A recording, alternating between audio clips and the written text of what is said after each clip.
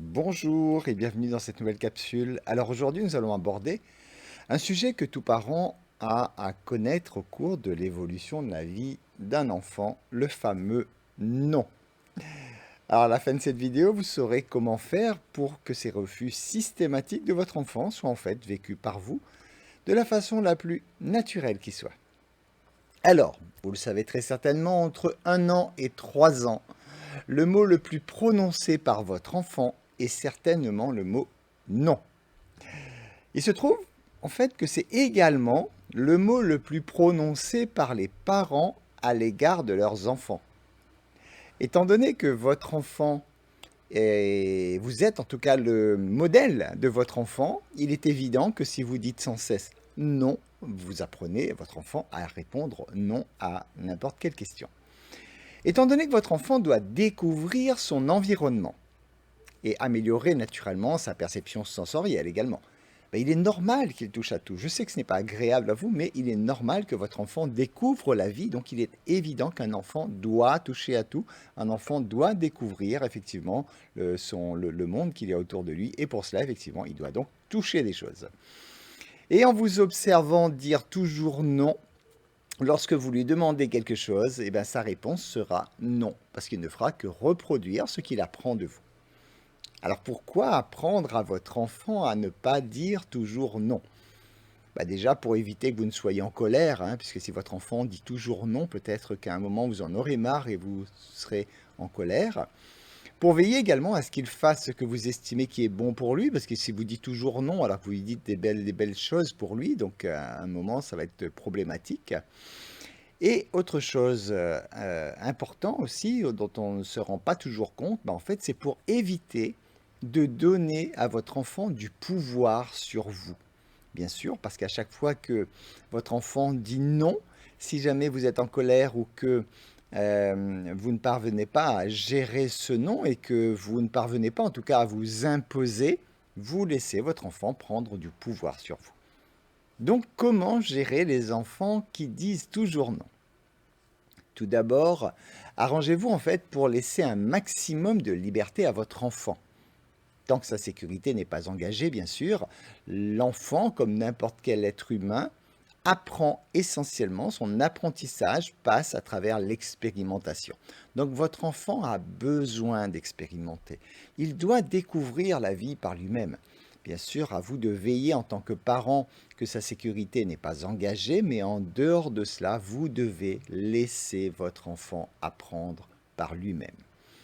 Apprenez également à rectifier son comportement sans prononcer le mot non. Par exemple, s'il fait quelque chose que vous ne souhaitez pas qu'il fasse, admettons qu'il soit dans le placard et il est en train de vous sortir toute la vaisselle et qu'il est en train de vous briser toute votre vaisselle en 1000 morceaux, par exemple, à ce moment-là, il faudra effectivement faire qu'il arrête, mais sans prononcer le mot non. Vous pourriez remplacer par stop, par exemple, quand vraiment il est impératif de mettre un terme à ce qu'il est en train de faire, en remplaçant par le mot stop, déjà, vous évitez de prononcer le mot non. Lorsque vous lui posez une question également, à vous de jouer donc sur les subtilités de la communication, bien sûr, et d'éviter de poser une question fermée à votre enfant. Si vous lui posez une question par laquelle il doit répondre oui ou non, étant donné qu'à cette période de sa vie, il répond essentiellement non, donc attendez-vous à avoir un non. Au lieu de ça, mettez plutôt en place de types de questions ouvertes, bien sûr, avec plusieurs choix possibles. Au lieu de lui dire est-ce que tu as soif? Ça va être un non. Ou est-ce que tu veux boire? Non. Ça va être plutôt quelque chose du genre tu préfères boire de l'eau ou du jus? Comme ça, inconsciemment, vous laissez le choix à votre enfant et vous ne l'encouragez pas, en tout cas, à vous sortir un non. Dans les conseils que je vais vous donner, nous allons voir d'abord tout ce que vous pouvez faire en prévention. En fait, apprenez à bien connaître votre enfant déjà, par le non. Parce que le non qu'il vous dit, ça signifie quelquefois oui, étant donné qu'il vous dit toujours non, mais en fait, quelquefois, ça veut dire oui. C'est à vous d'observer. Et pour pouvoir le vérifier, il suffit tout simplement que vous entendiez oui à la place du non. Par exemple, si vous lui demandez de prendre quelque chose à boire ou des choses comme ça et qu'il vous répond non, eh ben vous continuez tout simplement, vous lui servez à boire exactement comme s'il vous avait répondu oui. Et en ce moment-là, vous allez pouvoir comprendre la personnalité de votre enfant et vous allez pouvoir comprendre à quel moment le non veut dire en fait oui.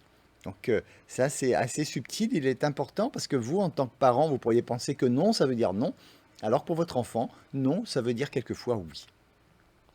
Apprenez aussi à ne pas refuser systématiquement si la situation vous permet de dire oui, bien sûr. Apprenez, vous, en tant que parent, à ouvrir votre esprit. Posez-vous les questions. Quelles sont les conséquences réelles si je lui dis oui? Et souvent, vous vous rendrez compte qu'en fait, il n'y a pas de vraies conséquences dramatiques.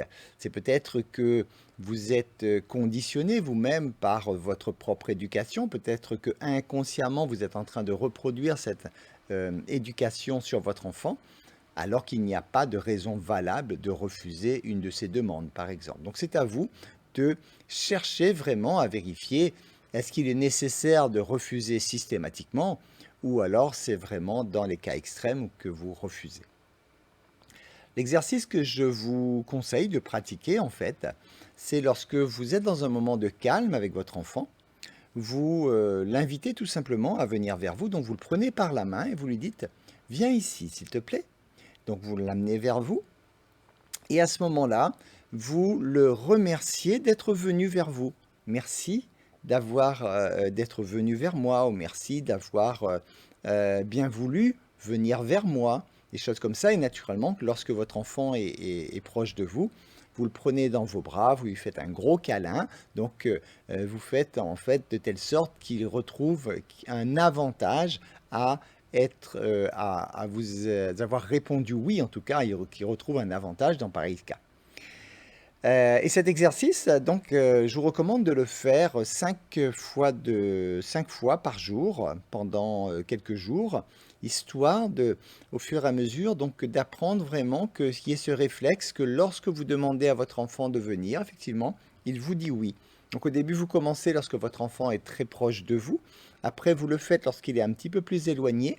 Et au fur et à mesure que vous vous exercez, vous vous éloignez de plus en plus de lui. Hein, donc vous faites ça étalé sur la journée, bien sûr, de telle sorte qu'à la fin de la journée ou à la fin de quelques jours, même lorsque votre enfant est à l'autre bout de la pièce, vous lui demandez de venir vers vous, s'il vous plaît, et votre enfant va venir tout simplement parce qu'il sera conditionné par le fait que ça lui plaît de vous répondre oui, parce que déjà il y a le petit câlin, donc automatiquement il ne sera pas dans le refus systématique. Alors maintenant, quelles sont les solutions à apporter pour aider votre enfant à ne pas dire systématiquement non?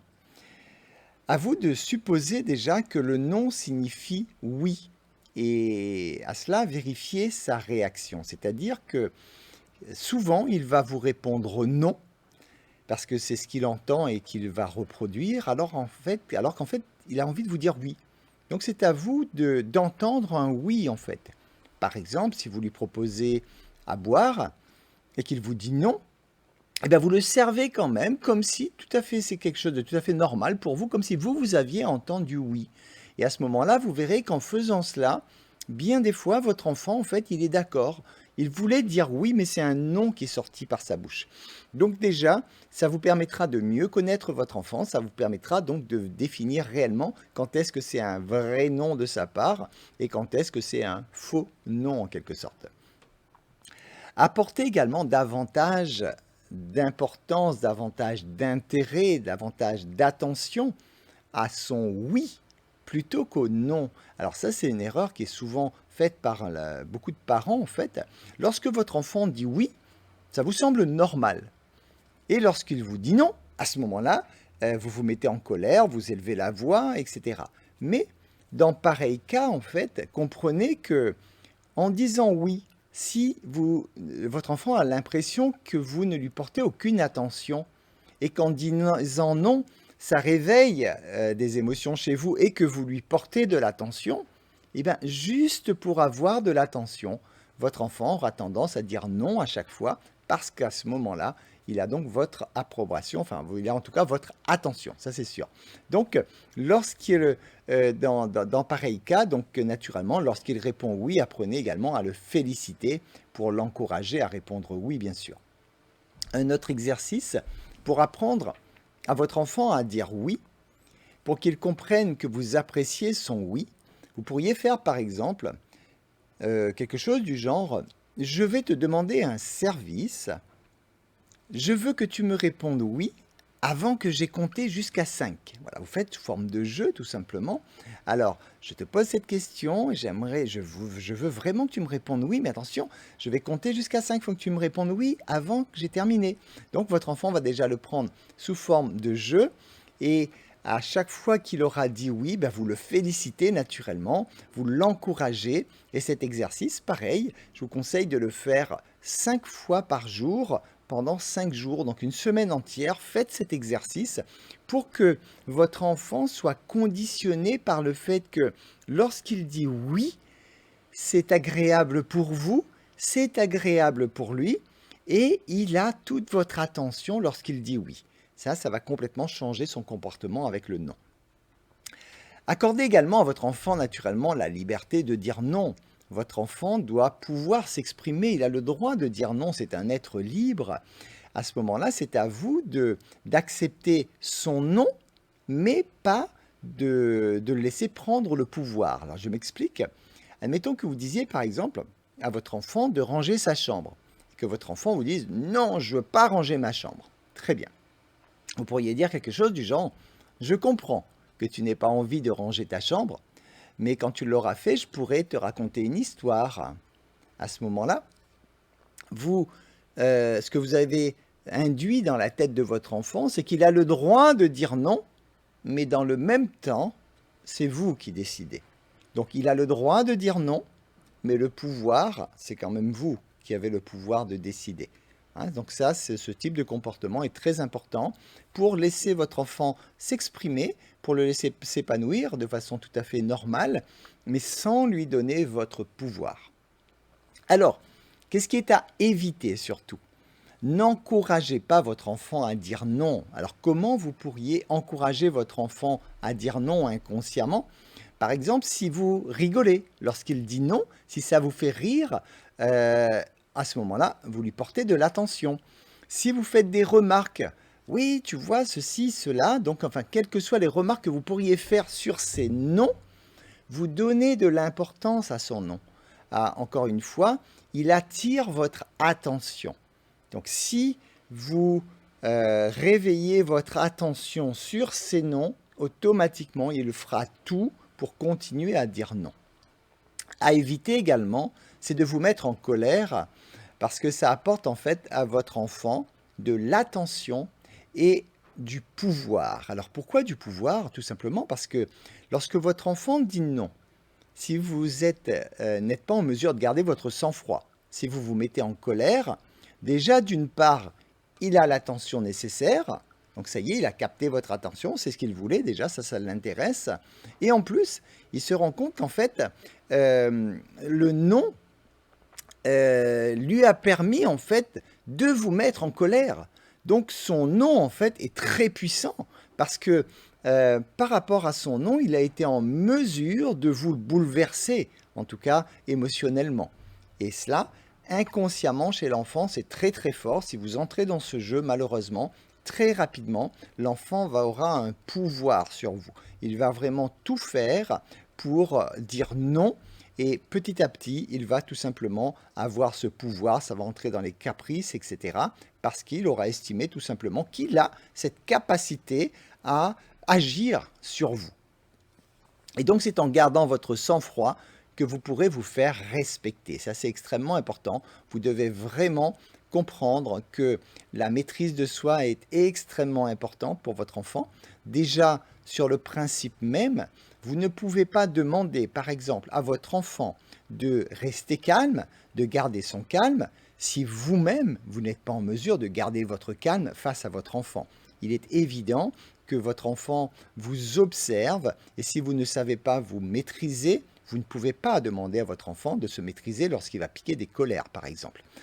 Donc là, c'est vraiment un point extrêmement important qui n'est pas simple, hein, on le sait bien. Lorsque vous avez des enfants en bas âge, il y a souvent la fatigue qui est là, hein. Si vous travaillez en plus à côté, vous pouvez rentrer chez vous épuisé et votre enfant, c'est une petite boule d'énergie et donc lui, il a envie de bouger, il a envie de faire plein de choses.